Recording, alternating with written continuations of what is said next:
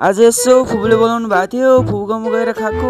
यति धेरै खाइयो नि पेटै फुट्न लाग्यो भने। यता मेरो सानो बहिनी चाहिँ जहाँ गए पनि उसलाई हल्का रमाइलो चाहिँ हेर्नै पर्छ। खाना खुवाउन त भनेर मासु हेरेको, मासु त यति थोरै रहेछ, यतिले त पुग्दैन भनेर अनि फेरि फुपूले जाउ त समेत मासु लिन भनेर अनि छोटी भीम र म चाहिँ मासु लिन जान्छु। होइन कुकुर तिहार त अस्ति जस्तो लाग्थ्यो, यसले त अझै नि मलाई पुगेला छैन रहेछ। त फेरि यस्तो चर्को लागेको थियो नि, दिउँसो जति नै घाम लाग्यो नि फेरि बिहान र बेलुका चाहिँ लास्टै जाडो हुन्छ हौ। के गर्नु, जति नै गर्मी भए पनि जानु परिहाल्यो भनेर नि लुखुर लुखुर गएँ म चाहिँ। मासु पसल पुगेर ल अङ्कल मासु हालिदिनु पर्यो भनेको अनि अङ्कल पनि रेडी भएर मासु झिकेर काटेर फेरि पोलेर फेरि त्यसलाई सानो पिस बनाएर प्लास्टिकमा हालेर दिनुभयो। मनी त्यो मासु बोकेर आफ्नो बाटोतिर लागे। मान्छे हुनुको फाइदा चाहिँ एउटा यही छ, यसरी मुख बिगारी बिगारी भाडा त माच्नु पर्दैन। मलाई चाहिँ लास्टै गर्मी भइरहेको थियो, के गरौँ भइरहेको थियो अनि एक गिलास स्प्राइट हालेर स्वाट्ट लगाएर खाइदिए। फुपूलाई चाहिँ मासु पकाउन अझै धेरै टाइम लाग्छ जस्तो छ अनि मलाई चाहिँ साह्रै भोक लागिरहेको थियो, त्यही भएर दाल र भात हालिदिनु न भन्छु। फुपूले दाल र भात हालिदिनु हुन्छ, त्यसपछि म गम खान्छु। सो भोक लागेको बेलामा त दाल र भात पनि साह्रै मिठो हुँदो रहेछ हौ। अनि खाना खाएर बसिरहेको थिएँ, फेरि यता फेरि भाइ मसला खानुपर्छ भनेर अनि मैले भाइ मसला नि खाएँ। आज त यति धेरै खाएँ नि हौ,